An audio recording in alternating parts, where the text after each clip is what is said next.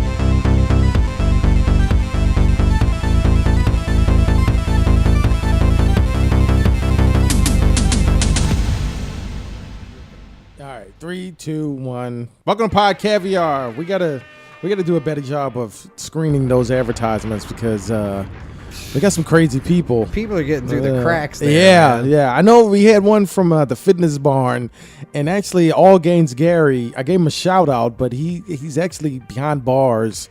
Jesus, because he was doing some illegal shit in there. It got pretty fucking horrifying. Like old school slasher film horrifying. Jesus Christ, All Gains Gary. He wanted to make people skinny, and that was it. So you don't think about the implications of that. You take it at face I mean, value. literally, he came on and said, "Look, you're gonna come here, and we're gonna keep you here until you end up being skinny, or you're gonna die." So, I don't know. Well, there is always that. I think he's gonna beat the case. There's always that saying, though. You know, you want to lose 10 pounds of ugly, unsightly fat. Yeah. Cut your head off. Yeah, you could do that. And maybe he's taken a page maybe he out of that snapped. book. I think he just snapped. Could I think be. he snapped. Shout out to DJ Meth Teeth, the greatest EDM DJ for Caviar City. He can't Caviar chew. City is starting to become its own thing. Its own. No, he can't chew at all. I fucking love this Caviar City thing. And I'm hoping that, like, 2 friends playing Minecraft will let me build something in there. Yeah. Because I would consider the idea of It's there like being we an could have entire we could have a parallel 1 gram universe. army base. Yeah. Yeah. See, that's what I thought In of. charge of the defense. Yeah. Oh, and I'm General Booze McKenzie, and let me tell you so about there, your safety. Yeah. Thank you for visiting. Yeah. Yeah. Yeah. All right. Oh yeah. I know we talked about VR earlier. Have you seen the movie Ready Player One? No. It's a really good movie. And that's what I understand. Yeah, it's about VR where you really get immersed into the world that you join into. So there's a lot of pop culture references that I'm not going to name for obvious reasons, but it is a real look into the future of video gaming and really art and how it interacts with reality. So, and when you get a chance, check it out. It's a great movie. I'm not going to spoil any part of it, but yeah. It is strange, though, too. A lot of my appearances on your podcast are marked by being like, have you seen this movie that's been out for 4 years that everyone said was good? And I'm like, I'm not going to lie. I just saw it recently, like last week. So I'm like, no, I just played the story mode of Grand Theft Auto over again recently, so I didn't have time for that. I watched The Sopranos again. Did you? No. Oh. Well, not recently, but that's only because Bree has my DVDs. Oh, okay. No, it's a real thing. If you have around HBO here. Go, you can. Oh shit! You know what? Speaking of HBO, True Detective season 3 starts tonight. Yes. Wait. Okay. Well, I know what we're doing for your podcast. We're talking about True Detective. Yes. Okay. Yeah. Hold A on. lot of for the movie, a lot of the inspiration that I got was from True Detective and shows like that because it circles around. And I'm gonna, it's basically about the cops in Caviar City. and how they go about dealing with handing out the law. Yeah, but and I want to doing talk that. about fucking True Detective. Yeah. Okay, the very first season of True Detective Yeah. was masterpiece. absolute masterpiece. And you know what's crazy too is that when that very first was gonna come out, Woody Harrelson was getting interviewed on NPR by Terry Gross, and she was asking him about this new show he was on, and Yeah. they played a clip of it, and it sounded hysterical. But Yeah. I was like, I don't know if I could watch a show with Woody Harrelson and Matthew McConaughey as the leads, because I'm like, Yeah. what is this? Oh, it's a detective show about two guys who talk the same. You know, Right. like it's about two Yeah. guys who talk like this. Yeah. But brilliance, Oh Brilliant. yeah. Blew expectations out of the water. amazing. Yeah. The original True Detective, the first series was brilliant. Yeah. Okay. I mean, everything was in perfect balance. And it was so dark. Yeah. And so calculated, and Oh, like yeah. everything was fed to you like on like perfectly. Oh, yeah. in these like perfect, like then they went From, back and I mean forward from in episode time. from episode 1 to the season finale, Yep. and there was no filler episodes really. There may have been scenes here and there, but No. really all that shit was like feeding you the story No, and the world absolutely. that was True Detective at the time. and taking you back in Yeah. time and forward in Very time. few shows will do that effectively. No, yeah, and it's because it's a hacky premise. Oh, yeah. because but realistically, it's been done poorly mostly. That's true. And that I guess is the main point in that the second season of True Detective, we may defer here. The worst shit I've ever seen I wouldn't say it's the worst. in my life I think that people by comparison. by comparison, yeah. But a lot of people have a tough time, understandably so, separating it from season 1. If you haven't seen it, season 1 and season 2 don't connect at all. Of course not. It's like seasonally. Right. It's an anthology And where it's season- just a show. Right. True Detective is the show, but the stories don't connect. Of course not. But season since you have season 1, that was such a great season and such, everything from top to bottom was amazing. When you get to season 2, it's not as good. But if you hadn't seen True Detective season 1, I think that a lot of the criticism will die.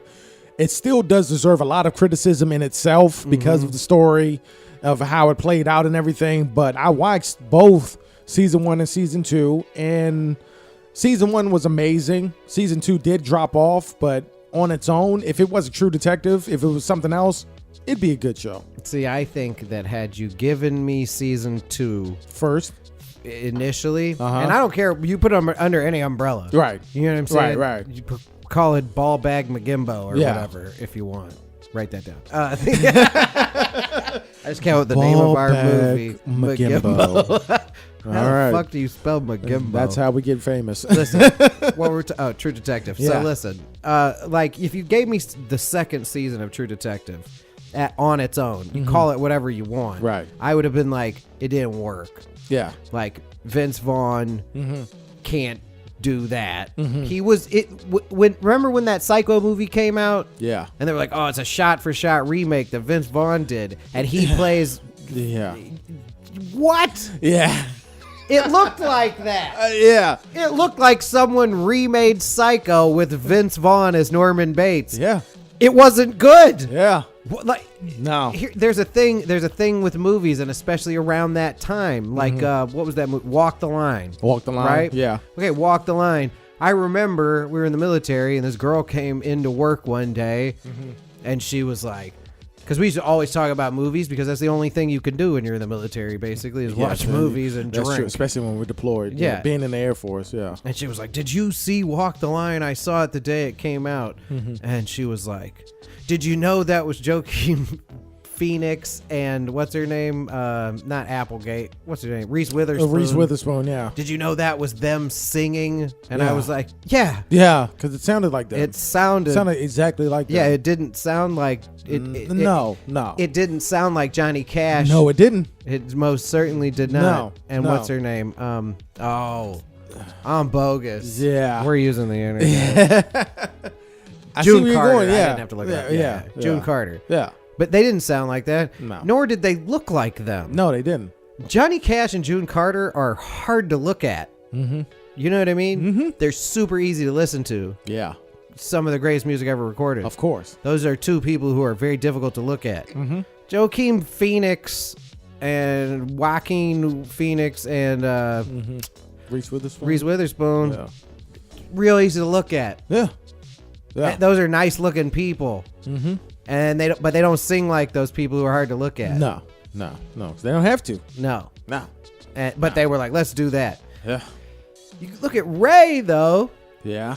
Jamie Foxx, when they did the movie, could do Ray Charles basically. Like he could play his music, and sing like that's him. how that goes to show how talented he is. And here's a credit to the filmmakers. They were like, we're not going to use you doing a Ray Charles impression when Ray Charles is sitting right here. Yeah. Please watch him play. Exactly. Jamie Foxx, it was a revelation in Ray. Ray was a phenomenal movie. It was. You know? And I was excited to see someone tell Johnny Cash's story. It's one of those few movies Ray was to where I watched it and I was fully immersed in it. I didn't see it in theaters, but when I watched it in the confines of my own place, I was fully immersed in it, and it was just like, wow. Yeah. It's one of those It's one of the greatest biopics of all time. Oh, yeah. Easily. And you could make an argument for the greatest. You know what I mean? Yeah. Johnny Cash deserves a film like that, but you don't have to try to make Ray because that's what they did basically. Yeah, they tried to make the same movie, just with white people. Yeah, and be like, Johnny Cash, this is his movie, and it was like, that was not. I give you a C. Yeah, you know. Yeah. Johnny Cash deserves a movie, but it should be something different. It should be. You know what I mean? Like how Ray was something really different. It was. You know, the way they put it together, the way it was written, the way it was structured was something really new. Oh yeah. And so I feel like instead of just trying to capitalize on that new thing and being like, hey, Johnny Cash is this, like, it's the irony of that, right? Yeah.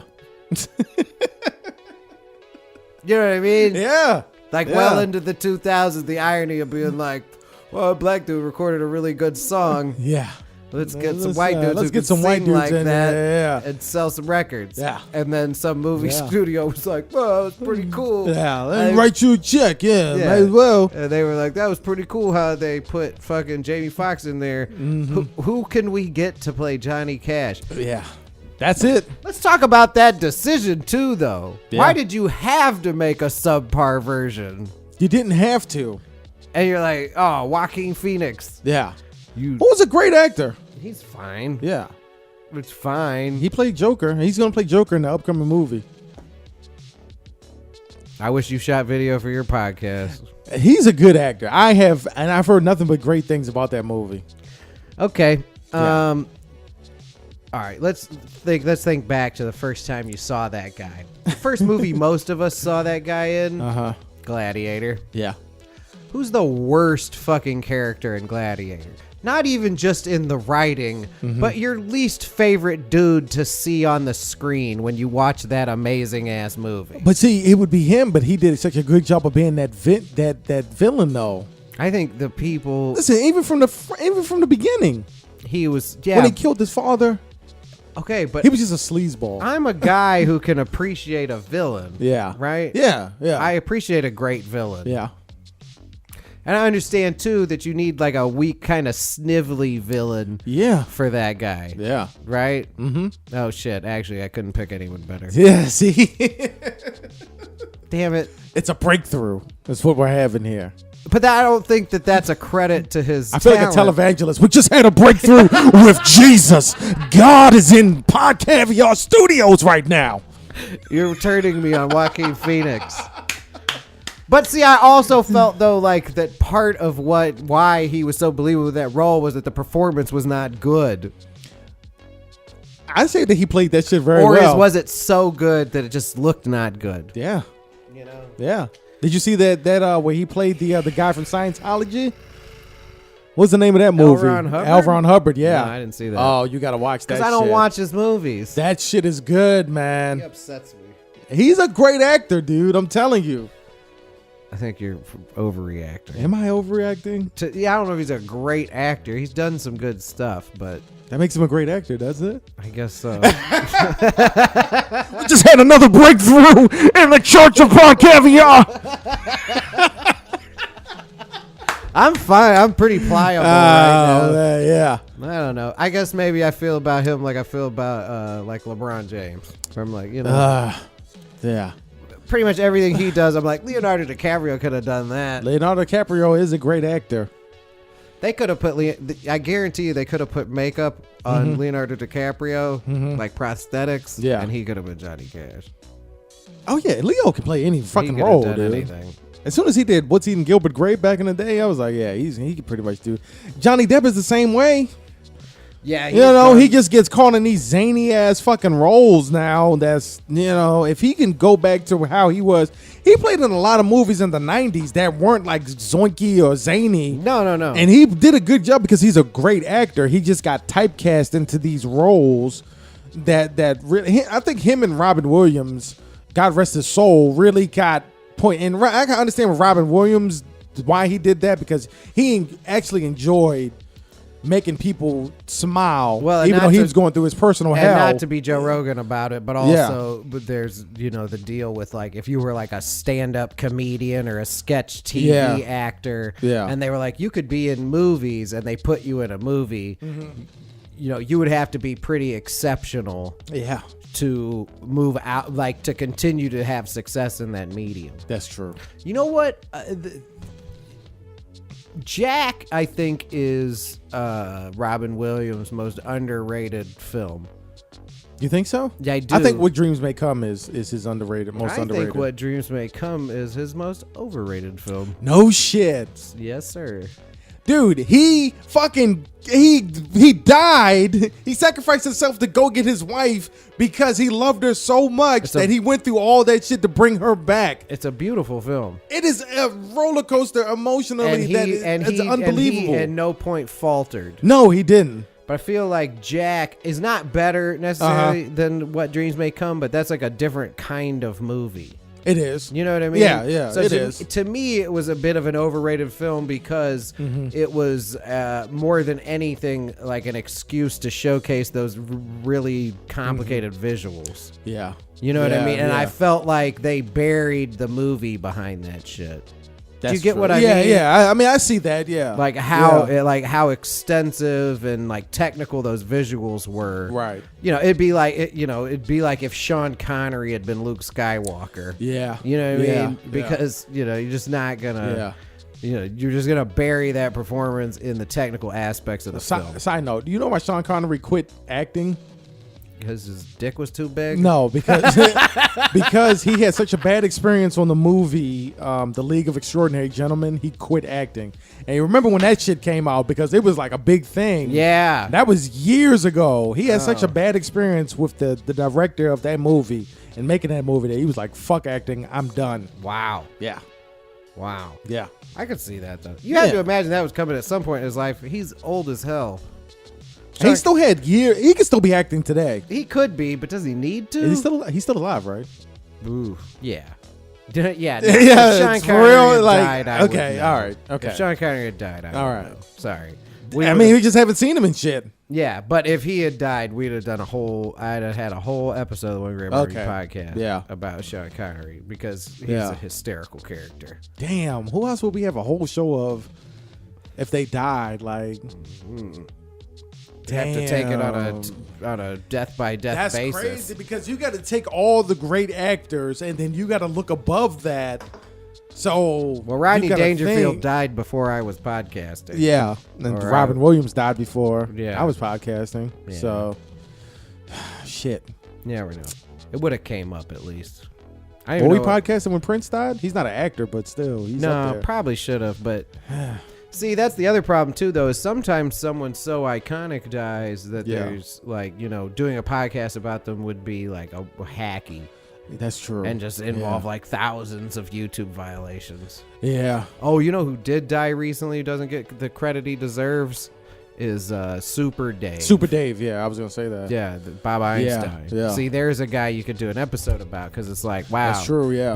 Here's a dude that basically went, kind of unsung, Yeah, but was hysterical. that's true.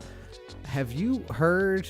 Oh, we might be getting into something. Have you heard the thing on the radio where it's Norm Macdonald is on some radio station? I don't know what radio station he's on. He's like doing like morning radio. And it's real hacky and terrible to begin with. But Yeah, typical morning radio. then shit now. he does the scene.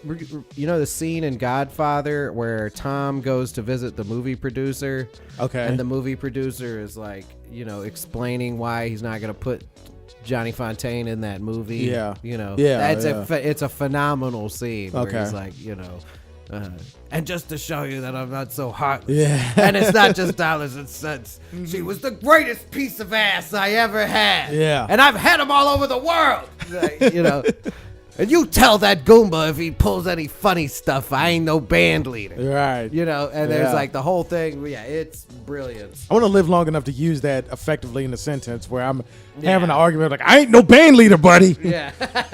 I feel like you have one chance to use that shit effectively, and if you don't, then you're fucked. No, it's Because not. The opportunity's I'm not going gonna to be back at around. Popeyes where they're like, it's gonna be 15 minutes. I'm like, look, you make it now. I ain't no band leader. And they're just gonna be like, it's gonna be 15 minutes.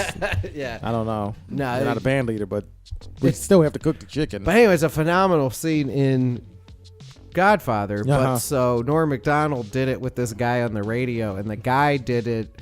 The guy was played Tom Hagen, played the lawyer. Yeah, and then Norm Macdonald does the whole scene as the movie producer, except he does it as Super Dave. Oh shit. Yeah. So let me see here. Yeah, we gotta look that shit up. Let's look that up, and then while you're looking that up, I will say that it's not many people that I will do. I will do a segment, but like whole episode for somebody who passes away.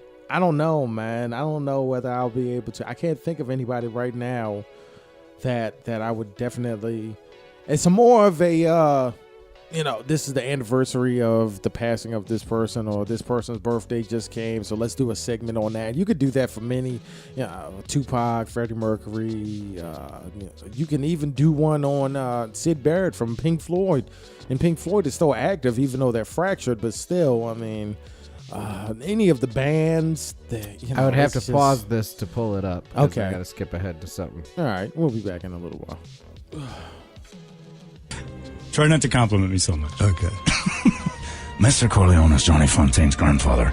Now Italians regard that as a very close, very sacred religious relationship. You tell your boss he can do. You know what? Norm Macdonald doing Super As Dave. well as I know. Tell your boss he can ask for anything else, but this is one favor I can't grant him. Mr. Corleone never asked for a second favor. Once he's refused the first. Understood? You don't understand. Johnny Fontaine never gets that movie. That part is perfect for him. It'll make him a big star. But I'm going to run him out of the movies, and let me tell you why. Johnny Fontaine ruined one of Woltz's International's most valuable proteges. For 3 years, we had her under contract. Singing lessons, dancing lessons, acting lessons. I spent hundreds of thousands of dollars. I was going to make her a big star. And let me be even more frank. Because I want to show you I'm not a hard-hearted man. That it's not all dollars and cents with me. She was beautiful. She was young and she was innocent. She was the greatest piece of ass I've ever had. And I've had them all over the world. And then Johnny Fontaine comes along with his olive oil voice and his guinea charm. And she runs off. She throws it all away just to make me look ridiculous.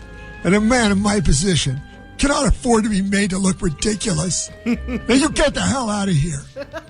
And if that Goomba tries any rough stuff, you tell him I ain't no band leader. Yeah, that's right. I heard the story.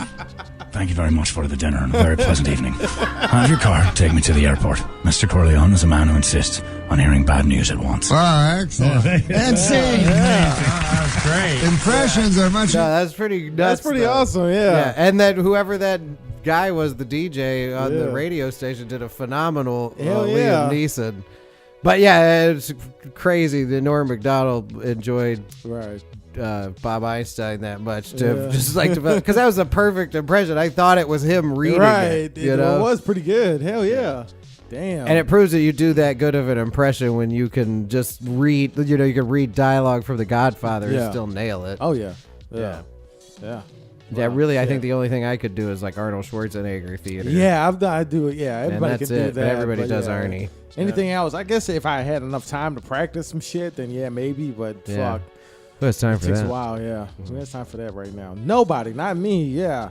I don't know how much time we've done now because we've stopped and started, but I think you're probably well into the 40-minute range. You think so? No way. Possibly. Maybe. I think so. Well, we stopped at 20. We recorded again. We maybe 30. Maybe 30. Maybe you're in Yeah. the 30-minute All right, range yeah, at this point. Yeah. So we're pretty good.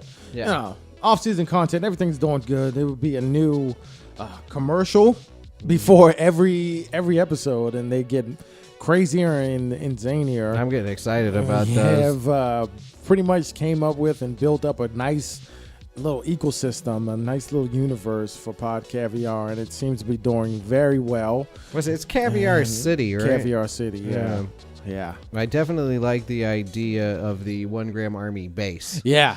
1 Gram Army would be the base in Caviar Because I City, like the idea of that being in a part of the city where it like affects Yeah. the surrounding businesses and stuff. Oh you yeah, know, with yeah. all If those you can 1 imagine gram it, young 1 Gram Army you gotta enlisted understand men. if you just close your eyes and imagine Caviar City as being this wild, really like if you take Vegas and you make it into make it a space station all the way out there above Earth, and then you give it some sort of 80s synth effects and really altered carbon and Blade Runner, and It's then like you have the a- base. The closer it goes to the base, it'll change. Grand Theft Auto-ish yeah, sort of yeah, and it become world more militaristic as you get closer to the base. where it's very foreign but also very Yeah, very familiar. yeah. No, I'm excited about It's it. one of those things where everybody has like it's a really dense cityscape. So you go to your apartment and it's not the best, but at the same time, you're just there and Hey, you I deal don't with live it. down there on the Exactly. street where Yeah. like machines come through and pick you up like Yeah. like the Like street sweepers or some shit. but except Yeah, with like metal hooks. you yeah, know? yeah. It's like So- a harvester, like a like a harvester, right. Like a carbine. Yeah, that's how it is, Combine. man. That's So you what it get crazy ass advertisements, you get crazy stuff going on, and it's Yep. something that's living and it'll expand and go No, I through like its it. phases. I like it like a Grand Theft Auto world. Oh, yeah. we Easily. just get to make up what goes on there. Oh yeah. Well, the two preferred methods of entertainment at 1 Gram Army and Pod Caviar. Oh yeah. Absolutely. Yeah. And at this point, Shirt Caviar basically owns all textile. Yeah, industries, textile. Yeah, that's a monopoly in itself. Absolutely. Yeah. Yeah. The Ministry of Silly Talk controls what you hear. Right. Yeah. See how it all pieces Yeah. together now. So yeah. Yeah. Shirt Caviar has become the umbrella corporation. Right. Yeah, pretty much. And eventually, Right. well, down the road we could release zombies in there and see how that shakes out. Yeah, something will happen.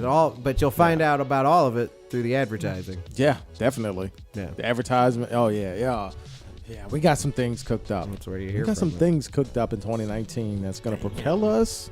Man. We've already set ourselves apart. What if these were And just we podcasts started that this. existed in that world? Right. That's a whole different thing. Yeah, see? Yeah. Caviar City Live could eventually become its own Good Morning Caviar City. All right. See? That's a whole other Yeah. podcast. Yeah. It is. Ugh. Yeah. That's when you can sink some time See? into too. That Especially and both of us were news, working on it. Sports, the Yeah. main events, all that shit, man. Damn, Yeah. it's a lot. Yeah, but we're the perfect guys to do this shit. No, of course. Yeah. No. I mean, it's a lot like it's limitless potential. Right. there. Right. I don't mind the idea either of doing a podcast that's just like this is, here's a podcast from Caviar City where we like just do this, but we talk about what happened, Yeah. Oh, yeah. And then there's just givens of like, well, you know how the bleep blorps are. You know what I mean? Like, You know how it is. it's all I very- mentioned it being in. It's like Tales from how the Citadel. How they have how they have the news people, and then they have a story. You interview somebody, and everybody's so laid back and really don't give a shit because Yeah. crazy is the norm. So, you got somebody who coming through and be like, well, this guy had an argument with this other guy, and then he ended up shooting him and his whole party, and then somebody be like, yeah, well, that guy shouldn't have been talking shit. So agreed. It happens. Oh, jeez. One of those lines. But yeah, great episode as usual. I think it's time to wrap it up. I think it was fantastic. All right, well, let's wrap this thing up. So it's your podcast. Yeah, wrap it on up. 443-747-1417 is the number to get into Pod Caviar. Text, call, leave a message to get featured on a future episode. Caviar City is live and well, and 1 Gram Army is going to be there along the way. This has been another great episode of Pod Caviar. Hit me up at Not Having It on Twitter and pod_caviar on Instagram. 2019 is our year. Thank you for listening. I'm Tony. That is Graham, and we are out. Except we're not out because I have more shit to talk about. And upon further review of our time, I have enough room for one more segment. I apologize. It just felt like 45 minutes. Do you know that there is a channel on YouTube where a cook, I forgot her name, but she's very good. It's the Bon Appetit channel, where she will take a snack that is like mass produced and she will try to remake a gourmet version of it.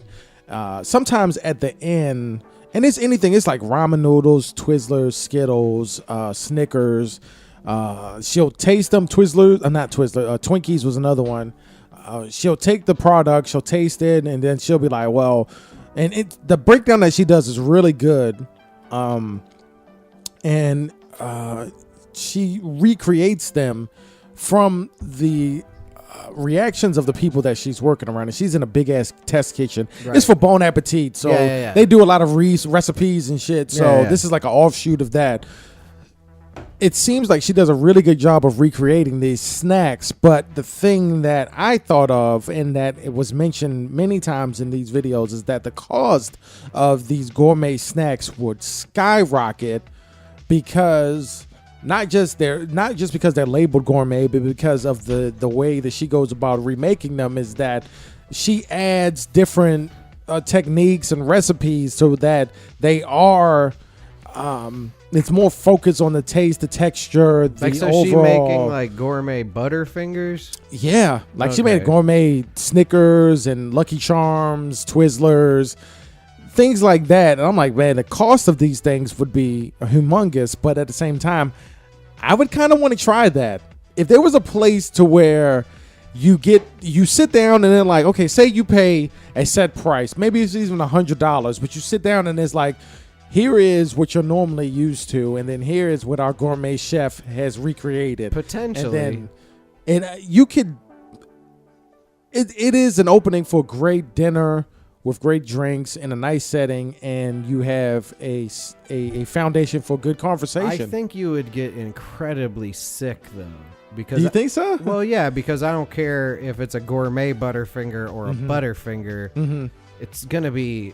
sugar, like you're just like you're gonna sit down before your meal. What if it's an appetizer, a dinner, and then a dessert type deal? Yeah, where they're not throwing snacks at you. Right. See, that's what I'm saying. Yeah, maybe like as a dessert, they're like, here's like it's like a small plate with like here's a bite of gourmet Butterfinger, bite of like a gourmet Mike and Ike. Yeah, a bite of a gourmet Oreo, whatever it is. I'm thinking even more simplistic than that, to where this week this is our menu. But it's not like if you go out to eat and you spend $50 on a dessert, it's still the same as if you went into your kitchen and took a bag of sugar and a spoon and were like gulp, gulp. That's true. Gulp. Yeah, like as far as your body is concerned. It's more of an experience thing, more as stuff from the actual. The substance or the nutritional my only thing, but see, that would be my take on it though, is like, because I like going out to eat when I have an opportunity and I'm somewhere where there's like somewhere really nice to eat. Right. I want to eat like a big hunk of like barely cooked meat. I want like delicious vegetables. Maybe, if I'm going nuts, like crazy carby sides, like a rotten potatoes or some kind of like spinach thing with fried green beans or like, I like the idea of it being a niche thing to where you could sit down and be like, hey, this is our menu. So we have recreated. I think I'd serve all them at this. a coffee shop. Would be my A coffee shop? That would be. I was thinking more of like a pop-up restaurant type Yeah. deal, to where it's not a permanent place, so you never really know where it's at, or you have to follow it. There are places like that. There's actually a restaurant in Chicago like that, where it's very hard to get into. You just have to know how to reserve your spot in there. There in the last many years, a lot of restaurants have popped up in Chicago where they're like restaurants that don't have signs. Yeah, and it's just a door in the wall, and you go in. I like shit like that. I can certainly appreciate the mystery of that. I enjoy all of those things. I like places where there's two things on the menu. Yeah, but this was my only concern with the dessert thing is like if you were like a restaurant where your deal was you served gourmet desserts, many people would go there and they would pay you many hundreds of dollars to eat fancy desserts. Right. Me personally, though, when I go out to eat, as I said before, what I want is like a big hunk of meat and a bunch of delicious, kind of like exclusive vegetables and meats to put in my face. And then if I want dessert, you really don't like.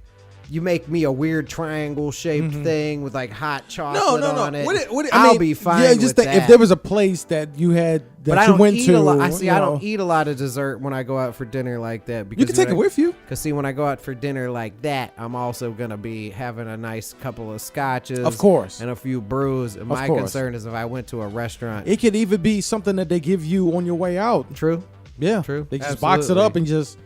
And it's a little card that's telling you what they've recreated without, maybe they use the name or maybe they don't use the name. You know what? You just got to figure it out. Yeah, well, and also those things that they send me away from my restaurant with are the things at your restaurant that people come to have. Yeah. And people would leave my restaurant and be like, oh, look, oh, damn, that's a gourmet Butterfinger. And then they go to your restaurant and they just fucking cram gourmet Butterfingers in their mouth at $25 a pop. Yeah. It all works I just together. want to have that experience because it could be my preference to have a fucking big side of elk. Yeah. And your preference to have a gourmet Butterfinger, but we could make money off of all those fat people. Yeah, all that shit. All those fat people. I just want to have that experience of having something like, we all know what Lucky Charms tastes like. Okay, we all grew up eating that shit. Let's try the gourmet version. Maybe it's better, maybe it's not better, maybe it's the same but just different. Yeah, you could have, because you have somebody working with the ingredients who's working with the ingredients in not like dump truck numbers. And they go through and they're like, okay, well, this is this, and then maybe if we try this, maybe it's that. And we've all tasted something. It was like, I could recreate this. It's essentially like that, but it's you got professional trained chefs recreating something. It's a fun experience. It's something that I would love to do. Yeah, they're reverse engineering. Yeah, they did that. That's exactly what they do. They reverse engineer it. So, I do the same thing when I make designs for the Game Caviar or whatever. The last Pod Caviar one I did was the 90s aesthetic type thing, And with the old, you notice the Pod Caviar, the font was done in the old, remember the old No Limit CD covers with that shit? The pen and pixel type deal. Yeah, that's pretty much what I do. And I like that new one though. It reminded me of Vice City. Yeah, which I hope is what Rockstar does. That's next. easily my favorite Grand Theft Auto of all time. Yeah, is Vice now City. that Red Dead Redemption is done, you need to do a now Grand Theft Auto Vice City in the 70s, like in the heat of the thing. Or even if they added to the online version, I would still be it, because you can now own nightclubs in Grand Theft Auto Online. So yeah, they're trying to get you there. Yeah. But no zombie patch, no additional. No. They haven't done anything about adding additional map space. Or No. That map is big as shit. That's probably why they haven't done it. Well, no, it is. But they could. They could remake Vice City though. I mean, if they do that, this podcast is over. I'm just gonna fucking New York. Then they mapped L.A. Yeah, just go do Miami. Yeah, just do Miami. And when that happens, like I said, this podcast is over. That's all I'm going to spend my time on. I'm going to go to work so I can make money to pay for electricity so I can continue to do Vice City online, and that's it. That's it. Just see me online. And they had Ray Liotta was the voice of the dude in Vice City. Yeah. San Andreas was by all measures the best Grand Theft Auto game. Yeah, But yeah. nothing aesthetically was as pleasing. No, Or as fun. No, you talk about the neon lights, the old Yeah. cars, the style, the fashion, everything was just there, and it was on point.